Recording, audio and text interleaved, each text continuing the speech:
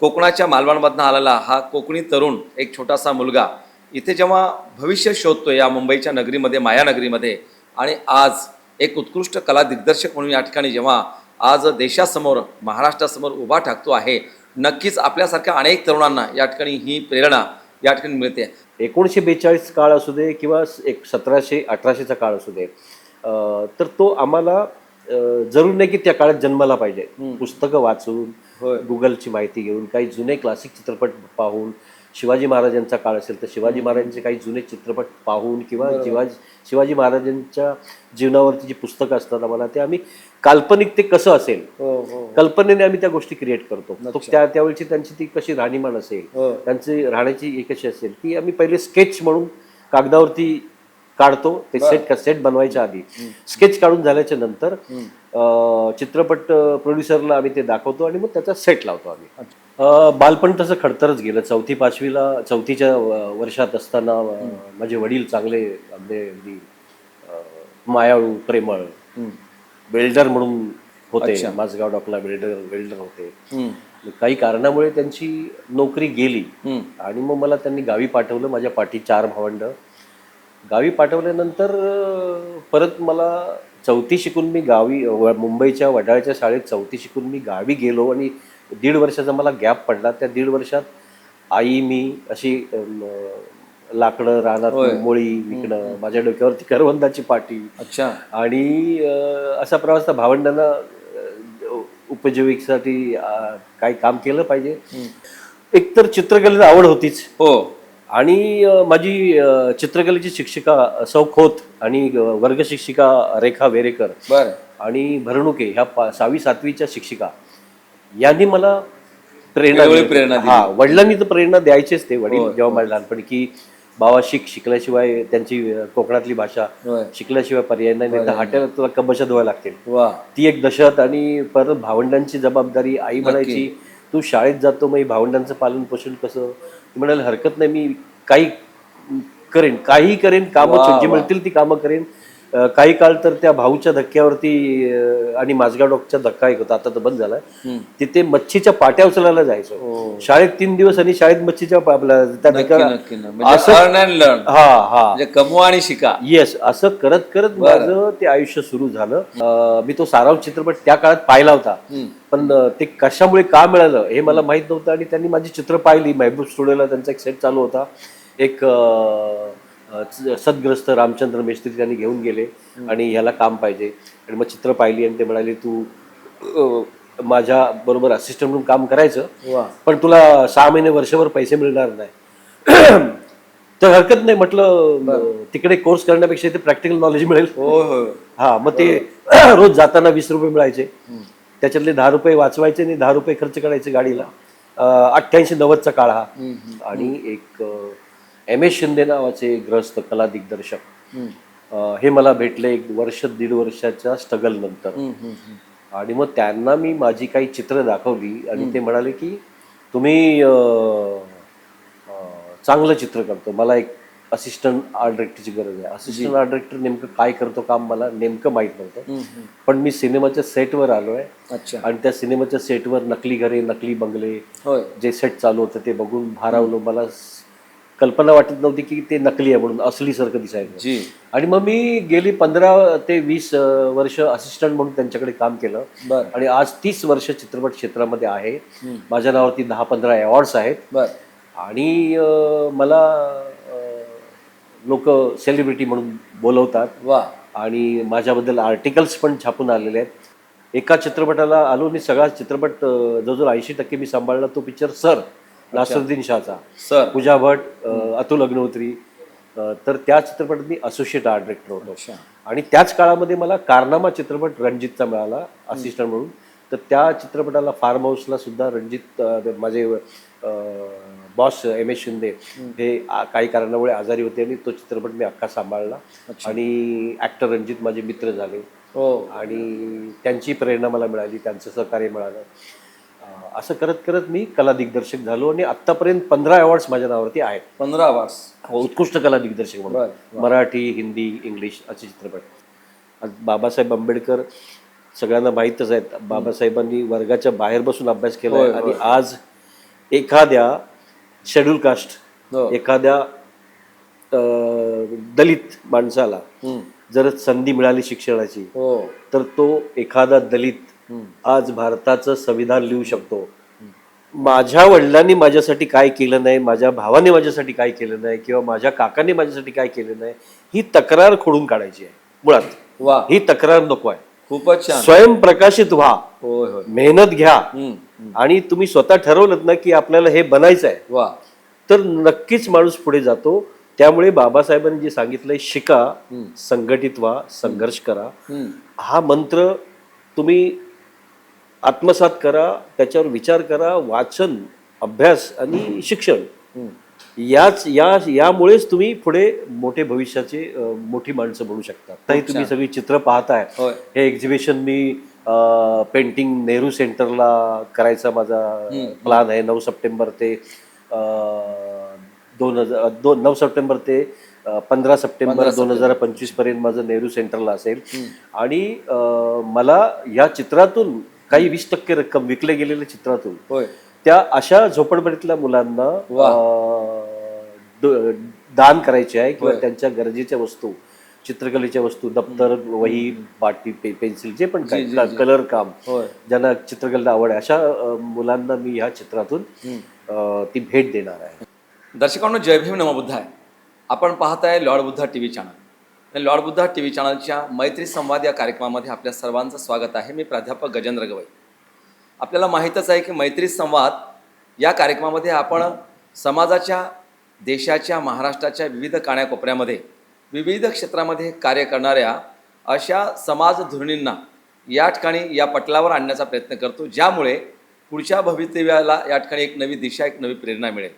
आणि आज एक नाविन्यपूर्ण अशा क्षेत्रातील एका व्यक्तिमत्वाला आपण अधोरेखांकित करणार आहोत, जे आहे क्षेत्र ज्याला आपण फिल्मी दुनिया म्हणतो, चित्रपट क्षेत्र म्हणतो.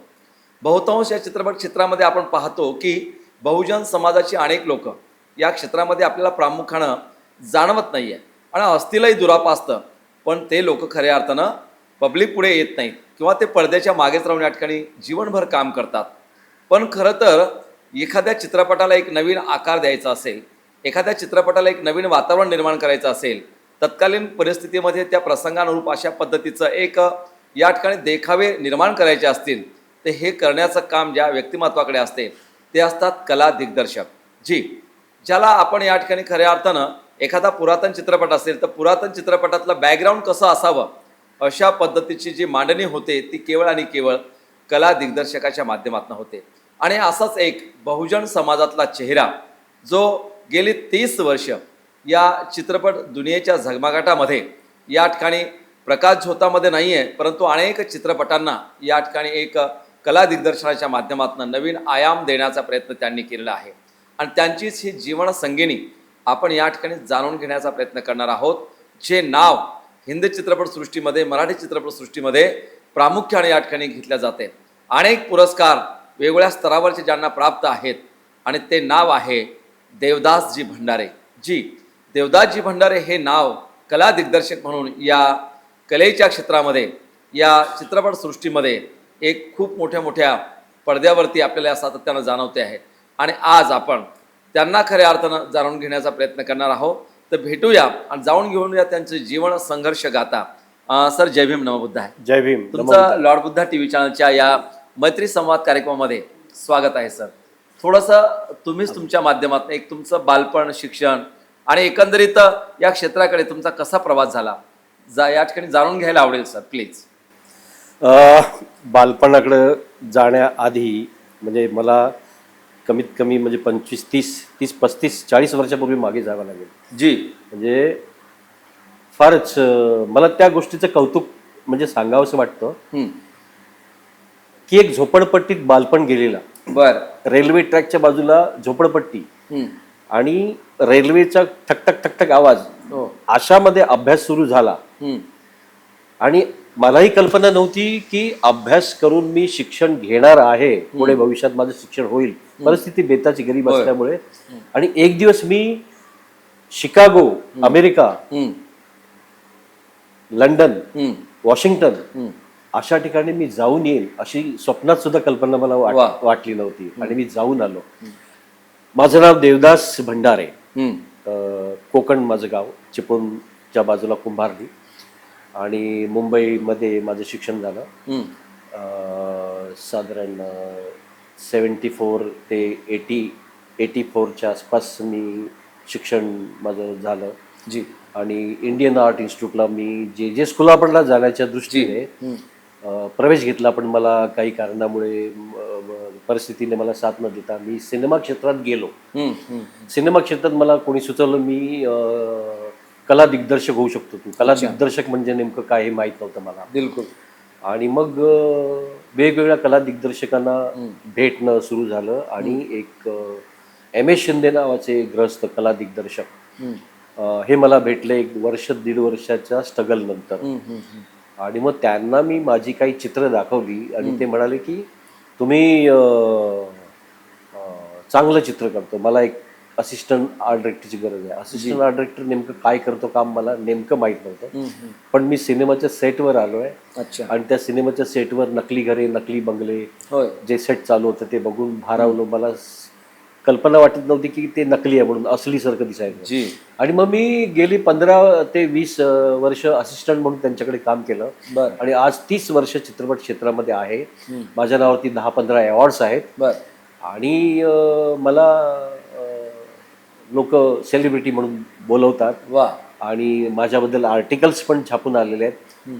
पण हवं तसं मला जशी जी आता तुमच्या माध्यमातून त्याची पब्लिसिटी होणारच आहे असं वाटलं, म्हणून मी आज ह्या स्टॅब्लिश कला दिग्दर्शक म्हणून वावरत आहे.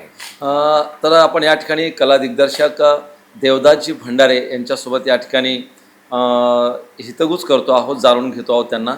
सर, तुमचं गावखेड्यातलं जे बालपण होतं, एकंदरीत तुमचं बालपण कशा अवस्थेमध्ये गेलं, शिक्षण, परिवारातले कोण सदस्य होते आणि हे जे क्षेत्र आहे तुम्ही इकडे कसा वळालात?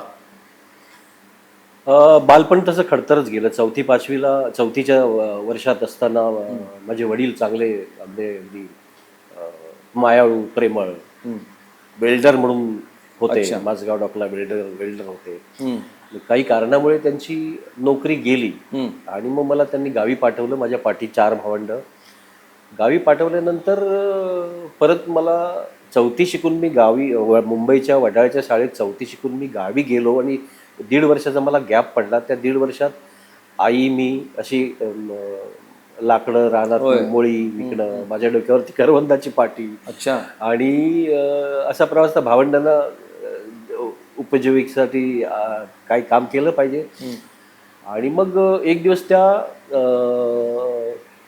असं करता करता कोणीतरी सुचवलं की कॅन्टीनमध्ये कामाला 20 रुपये, ही गोष्ट 74ची. अच्छा. खाऊन पिऊन 20 रुपये मिळेल, त्याला तिकडे पाठव. तिकडे 1-1.5 महिना काम केलं. तिथून माझ्या हातून बऱ्याचशा ते कब्बशा फुटल्या, तेल उलटलं, पण त्याने कामावरून काढून टाकलं. त्याच्यानंतर मी परत आईला म्हणालो की मला मुंबईला बाबाला शोधायचंय. ज्या बाबाने मला इराणाच्या हॉटेलमध्ये लहानपणी मस्का पाव, म्हणजे त्यावेळेचा आत्ताचा पिझ्झा बर्गर असू शकतो, पण त्याहीपेक्षाही ते भयानक ते खाद्य, आवडतं खाद्य द्यायचे. हाती मेरे साथी पहिला दाखवला होता चित्रपट, अगदी टॅक्सीत फिरवलं होतं. त्या बाबांनी मला परत मुंबईला का बोलवलं नाही आणि बाबांचं काय झालं पुढे. मग मी एका नातेवाईकाला सांगितलं, आईने, की मी बोललो मला बाबाला शोधायला जायचंय मुंबईला. आणि मुंबईला आलो. त्या नातेवाईकांबरोबर वडील फाटक्या तुटक्या अवस्थेत एका फुटपाथला सापडले, जिथे त्यांना माहिती पडलं की ते असतात ते. आणि मग मी बाबाला सोडून जाता मी गावी येणार नाही, मी बाबा बरोबरच राहणार. आणि मग बाबा बरोबर राहता राहता नंतर कळलं की त्यांना थोडं दारूचं व्यसन लागलंय. पण तेव्हा हे माहित नव्हतं की दारूचं व्यसन हा एक आजार असतो. बरोबर. आणि तो आजार त्यांना जडलेला आहे. तरी पण बाबा मला आवडायचे. बाबांनी जे लहानपणी लाड केले होते ते मी विसरू शकत नव्हतो. आणि मग बाबा मी आल्यामुळे त्यांची जबाबदारी वाढली. मग आम्ही सँडॅस रोडला झोपडं घेतलं. झोपडं घेतल्याच्या नंतर मग मी शाळेत परत मला जायचं आहे. आणि मग शाळेत सुरू झालो. 5वी, 6वी, 7वी, 8वी, 9वी, 10वी. म्हणजे गावाकडनं आल्यानंतर इथे शाळेचा पुन्हा प्रवास सुरू झाला. इथे सुरू. मग इथे कुठपर्यंत शिक्षण घेतलं तुम्ही? बाबासाहेबांचे स्लोगन पुस्तक वाचणं. 5वी, 6वी, 7वीला असताना मला पुस्तकं वाचायचा छंद होता. अच्छा. शाळेची एक लायब्ररी असायची. तर तिथे त्या लायब्ररीमध्ये धनंजय किराने लिहिलेली कादंबरी बाबासाहेब आंबेडकर हे वाचनात आलं. त्यांचं आत्मचरित्र आत्मचरित्र 6वी 7वीला असताना बर ते वाचलं मी आणि त्याच्यात शिका, संघटित व्हा, संघर्ष करा. बहुत अच्छा. अशी जे वाक्य मला जी वाचली आणि मला शिकायचं आहे, शिकल्याशिवाय पर्याय नाहीये. अच्छा. आणि मग कसं बसं 10वीपर्यंत शिक्षण झालं, 10वी पास झालो. आणि त्या काळात 7वीच्या काळात म्हणजे अभ्यास कमी आणि बाकीची पुस्तकं वाचण्याचा छंद जाम जडला होता. मृत्युंजय, काळे पाणी, बलूत, त्याच्यानंतर उपरा, सावरकरांची मी काळे पाणी, अशी मिळेल ती पुस्तकं वाचत गेलो. त्याच्यामध्ये पु ल देशपांडेंची, अत्रेंची. आणि मग परीक्षा जवळ आली की 2 महिने आधी अभ्यास करायचा. त्यातूनही माझा पहिला, तिसरा, दुसरा असा नंबर असायचो. आणि मग पुढे पुढे भावंडांची जबाबदारी वाढल्यानंतर 10वी पर्यंत शिक्षण घेतलं आणि नंतर 10वी पास झाल्यानंतर इंडियन आर्ट इन्स्टिट्यूटला फाउंडेशन कोर्ससाठी मी गेलो. फाउंडेशन कोर्स केलं. एटीडी वगैरे याच्या आधी फाउंडेशन ATD ला जायच्या आधी फाउंडेशन असतं. आर्ट टीचर डिप्लोमा किंवा फाईन आर्ट किंवा कमर्शियल आर्ट, त्याच्या आधी फाउंडेशन असतं. बरोबर. पण ते फाउंडेशन ही मला पूर्ण करता आलं नाही. मग माझी चित्र एवढी असायची की सगळे शिक्षक म्हणायचे तुझी चित्र एवढी छान आहेत की तू कमर्शियल डिप्लोमा केल्यासारखी तुझी चित्र आहेत. पण मला पुढे शिक्षण घेता येत नाहीये. मग तू अशा कला दिग्दर्शकाच्या हाती जा, तू असं अमुक काही लोकांनी मला. खरं तर तुमच्या जीवनाचे 2 पैलू आहेत भंडारे साहेब. हो. एक तर तुम्ही उत्कृष्ट असे चित्रकार आहात. हो. आणि म्हणजे जेव्हा कुंचला किंवा आपण ब्रश म्हणतो तो हातामध्ये पकडल्यानंतर तुम्ही हुबेहूब जेव्हा हे चित्र रेखाटतोय, म्हणजे आम्ही जेव्हा हे सगळं पाहत होतो तर अक्षरशः असं वाटत होतं की आपण प्रत्यक्षदर्शी त्या वातावरणामध्ये आहोत. म्हणजे त्या चित्रांना बोलकं करणं, चित्रांच्या माध्यमातून भावना किंवा व्यक्त होणं आणि त्या जनमानसामध्ये एक वेगळा मेसेज किंवा संदेश देण्याचं हे एक दुसरं काम. आणि तिसरं तुम्ही या चित्रपट सृष्टीमध्ये इथं सहजासहजी अनेकांना प्रचंड स्ट्रगल करूनच प्रवेश मिळतो, पण गेली 30 वर्ष तुम्ही या ठिकाणी रुळतायत. म्हणजे एक उत्कृष्ट असे चित्रपट क्षेत्रातील कला दिग्दर्शक आणि एक चांगले पेंटर ज्याला आपण म्हणूया, चांगले उत्कृष्ट चित्रकार ज्यांना म्हणूया, अशा पद्धतीची हा दुहेरी भूमिका आणि हे नातं, ही नाळ कशी जोडली तुम्ही? एकतर चित्रकलेची आवड होतीच. हो. आणि माझी चित्रकलेची शिक्षिका सौ खोत आणि वर्ग शिक्षिका रेखा वेरेकर आणि भरणुके ह्या 6वी 7वीच्या शिक्षिका यांनी मला प्रेरणा दिली. वडिलांनी तर प्रेरणा द्यायचेच. ते वडील जेव्हा मला लहानपणी की बाबा शिकल्याशिवाय त्यांची कोकणातली भाषा शिकल्याशिवाय पर्याय नाही, तर हाट्याला तुला कबशा धुवायला लागतील. ती एक दशत. आणि परत भावंडांची जबाबदारी. आई म्हणायची तू शाळेत जातो, मग भावंडांचं पालन पोषण कसं? ती म्हणायला हरकत नाही, मी काही करेन कामं जी मिळतील ती कामं करेन. काही काळ तर त्या भाऊच्या धक्क्यावरती आणि माझगाव डॉकचा धक्का एक होता, आता तर बंद झालाय, तिथे मच्छीच्या पाट्या उचलायला जायचो शाळेत 3 दिवस. आणि शाळेत मच्छीच्या कमवा आणि शिका. येस, असं करत करत माझं ते आयुष्य सुरू झालं. आणि मी चित्रकलेकडे वळलो. त्यांनी प्रेरणा दिली आणि पुढे जसं जसं चित्रांमध्ये मला गोडी निर्माण होत गेली तशी माझी चित्र डेव्हलप झाली. आणि नंतर मी तुम्हाला आधी सांगितलेलं मग कसं मी इंडियन आर्ट इन्स्टिट्यूटला गेलो, तिथे पूर्ण करता आलं नाही, पण मला एक गॉड माणूस भेटला. तुमची एंट्री पहिली कला दिग्दर्शक म्हणून किंवा सहाय्यक कला दिग्दर्शक म्हणून तुमची जी पहिली एंट्री चित्रपट क्षेत्रामध्ये जी झाली, येस, तो प्रसंग किंवा ती पद्धत. ते महान ग्रस्त होते. ते MS शिंदे त्यांचं नाव होतं आणि त्यांना सारांशसाठी नॅशनल अवॉर्ड मिळालं होतं. बरं. आणि सारांशसाठी नॅशनल अवॉर्ड मिळाल्यामुळे मी तो सारांश चित्रपट त्या काळात पाहिला होता. पण ते कशामुळे का मिळालं हे मला माहित नव्हतं. आणि त्यांनी माझी चित्र पाहिली. महबूब स्टुडिओला त्यांचा एक सेट चालू होता. एक सदग्रस्त रामचंद्र मेस्त्री त्यांनी घेऊन गेले आणि ह्याला काम पाहिजे. आणि मग चित्र पाहिली आणि ते म्हणाले तू माझ्या बरोबर असिस्टंट म्हणून काम करायचं, पण तुला 6 महिने वर्षभर पैसे मिळणार नाही. तर हरकत नाही म्हटलं, तिकडे कोर्स करण्यापेक्षा इथे प्रॅक्टिकल नॉलेज मिळेल. मग ते रोज जाताना 20 रुपये मिळायचे. त्याच्यातले 10 रुपये वाचवायचे आणि 10 रुपये खर्च करायचे गाडीला. 88-90चा काळ हा. आणि मग असं करत करत करत त्यांच्याबरोबर 10-15 वर्ष असिस्टंट म्हणून काम केलं. त्यानंतर ते गेल्यानंतर हार्ट अटॅक त्यांना आला. आणि त्याच्यानंतर एक कार्तिक चक्रवर्ती ते त्यांचे सिनियर होते. त्यांच्याबरोबर मग साथी सडक, दिलय की मानता नाही, फिर तेरी कहाणी याद आई, दी जेंटलमन, असे चित्रपटांना मी असिस्टंट करत करत करत असोसिएट एका चित्रपटाला आलो. आणि सगळा चित्रपट जवळजवळ 80% मी सांभाळला. तो पिक्चर सर, नासरुद्दीन शाहचा, पूजा भट, अतुल अग्निहोत्री, तर त्या चित्रपटात मी असोसिएट आर्ट डिरेक्टर होतो. आणि त्याच काळामध्ये मला कारनामा चित्रपट रणजितचा मिळाला असिस्टंट म्हणून. तर त्या चित्रपटाला फार्म हाऊसला सुद्धा रणजित माझे बॉस एम एस शिंदे हे काही कारणामुळे आजारी होते आणि तो चित्रपट मी अख्खा सांभाळला. आणि ॲक्टर रणजित माझे मित्र झाले आणि त्यांची प्रेरणा मला मिळाली, त्यांचं सहकार्य मिळालं. असं करत करत मी कला दिग्दर्शक झालो आणि आत्तापर्यंत 15 अवॉर्ड्स माझ्या नावावरती आहेत. 15 अवॉर्ड्स. उत्कृष्ट कला दिग्दर्शक म्हणून, मराठी, हिंदी, इंग्लिश असे चित्रपट. तर असा माझा प्रवास. दर्शकांनो, आपण पाहता या ठिकाणी की देवदासजी भंडारे एक उत्कृष्ट असे कला दिग्दर्शक म्हणून ज्यांना 15पेक्षा जास्त म्हणजे राष्ट्रीय स्तरावरचे, राज्य स्तरावरचे आणि वेगवेगळ्या माध्यमातून हे पुरस्कार त्यांना मिळाले, की त्या पुरस्काराच्या माध्यमातून त्यांनी केलेले हा अतिशय नाविन्यपूर्ण आणि कल्पक अशा या कलेची या ठिकाणी दखल घेतल्या गेली. आणि त्याच धर्तीवरती आज Lord Buddha T V channel या ठिकाणी देवदासजी भंडारे साहेब यांना जाणून घेण्याचा प्रयत्न करत आहोत. कारण आपण ह्यांच्या माध्यमातून ज्या विद्यार्थ्यांना, ज्या तरुणांना, ज्या युवकांना खरं तर या चित्रकलेची आवड असते किंवा ज्यांच्या हातामध्ये एखादी स्केल येताच, एखादा पेन येताच रेखाटल्या जातात काही चित्र यावरती, अशा पद्धतीनं आपण हे जाणून घेण्याचा प्रयत्न करतो. नक्की यामध्ये एक प्रेरणा नव्या नवपिढीला, नव्या तरुणांना या ठिकाणी मिळणार आहेत. सर, एखादे असे खास काही गाजलेले चित्रपट की ज्यामधले तुमचे जे सीन आहेत, जे सीन आपण या ठिकाणी खऱ्या अर्थानं जाणून घेऊ शकतो किंवा जिथले बॅकग्राऊंड जे आहे कलेचं, की असे जे चित्रपट आहेत थोडंसं सांगाल कुठले कुठले? दी जंटलमन पिक्चरमध्ये मी असिस्टंट असताना, चिरंजीवीचा दी जंटलमन पिक्चर, चिरंजीवीचा. तर त्याच्यामध्ये अगरबत्तीचा कारखाना नकली बनवायचा होता.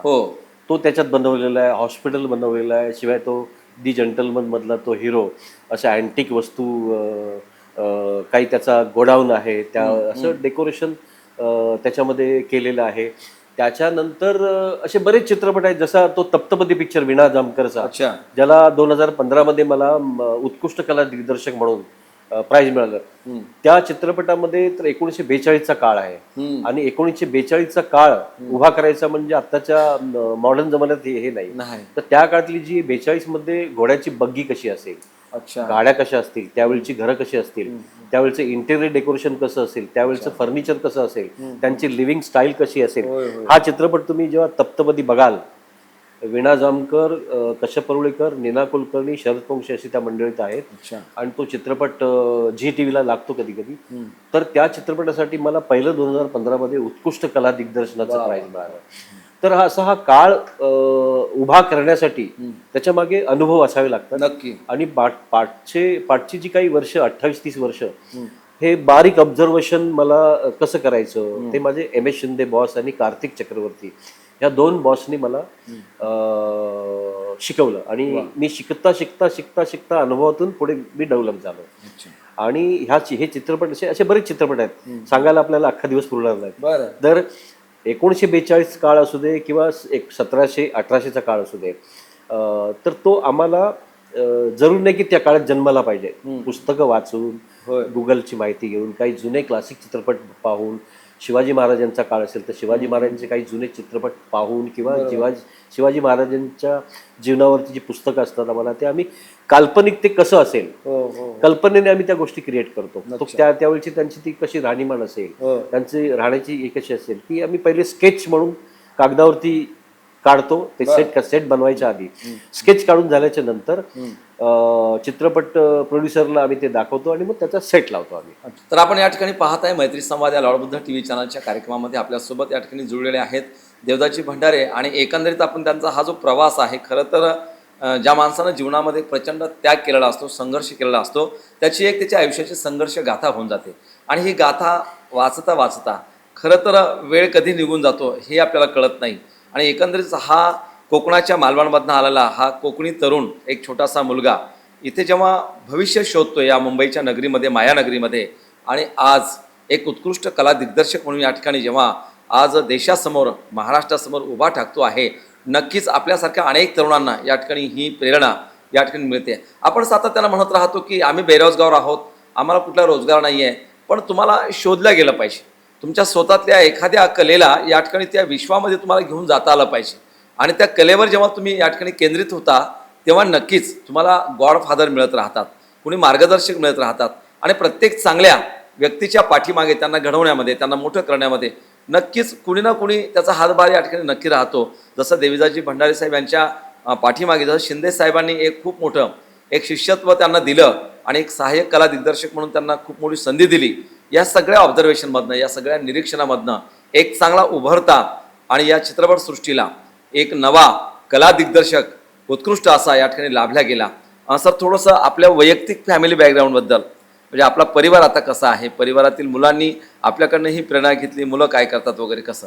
मुलगा माझा सिनेमा क्षेत्राशी त्याचा काही तेवढा संबंध नाही. आजकाल सॉफ्टवेअर, कॉम्प्युटर युग असल्यामुळे हा, तर तो कॉम्प्युटरमध्ये सॉफ्टवेअर, डेटा सायन्स अशा प्रकारचं काही त्याचं ते चालू आहे. अच्छा. डिग्री कोर्स वगैरे, मास्टर कोर्स चालू आहे. मुलगी ग्रॅज्युएट झालेली आहे, ती MBA कोर्स करते आहे. अच्छा. मिसेस आहे माझी. फक्त आई वडील हयात नाही आहेत, ते वारले. आणि 2 बहिणींची लग्न मी स्वबळावरती केली. माझे वडील वयाच्या माझ्या 18 वर्षी जेव्हा घर सोडून गेले, त्यांचा परिणाम झाला डोक्यावरती. मी आज तागेत त्यांना शोधतोय.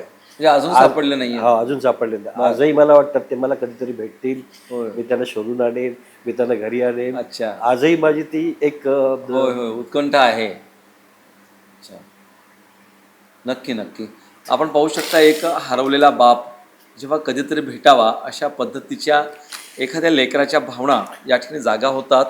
आणि भंडारे साहेबांची वडील, ज्या वडिलांना खऱ्या अर्थानं पुन्हा मुंबईमध्ये त्यांना आणलं, लेकराला इथे त्रास नको म्हणून पुन्हा गावात परत पाठवलं, परंतु तिकडे आपण शटल होत नाही हे जाणल्यानंतर जेव्हा भंडारे साहेब इथे पोहोचत आहेत मुंबईमध्ये स्ट्रगल करण्यासाठी, पुन्हा तो बाप त्या लेकराला आधार देतो, खऱ्या अर्थानं पुढे नेण्याचा प्रयत्न करतो. पण अचानक डोक्यावरती परिणाम झाल्यामुळे या भाऊगर्दीमध्ये कुठे लोप पावतो आणि आज तागायत तो बाप या लेकराला सापडत नाही. तरी ही नजर त्या बापाकडे आजही आहे. आजही ते डोळे शोधत आहेत त्या बापाला की आजही ज्या अवस्थेत असतील या परिवारात आले पाहिजेत. आपल्या नातवांना त्यांनी या ठिकाणी खऱ्या अर्थानं अंगखांद्यावरती खेळवलं पाहिजे आणि या लेकराचं प्रेम, त्या वडिलाचं प्रेम या ठिकाणी मिळालं पाहिजे ही आशा लावून या ठिकाणी हे व्यक्तिमत्व आहे ज्यांचं नाव आहे देवदासजी भंडारे. सर, खरं तर एखाद्या चित्रपटाला साजेशी ही पूर्ण कथा तुमच्या जीवनाची गाथा आहे. आणि पुढे अजून आपल्याला जाऊन या ठिकाणी असं म्हणावं लागेल की आज आपण पाहतो की बेरोजगारीचं प्रचंड सावट या देशामध्ये, महाराष्ट्रामध्ये आहे. गावखेड्यामध्ये सुद्धा आज मोबाईलचंही योग आल्यामुळे प्रचंड बेरोजगाराची संख्या वाढते आहे. शिक्षणाच्या दिशा निश्चित नाही मुलांच्या. अकॅडमिक शिक्षणामध्ये मुलं कुठेतरी भरकटल्या जात आहेत.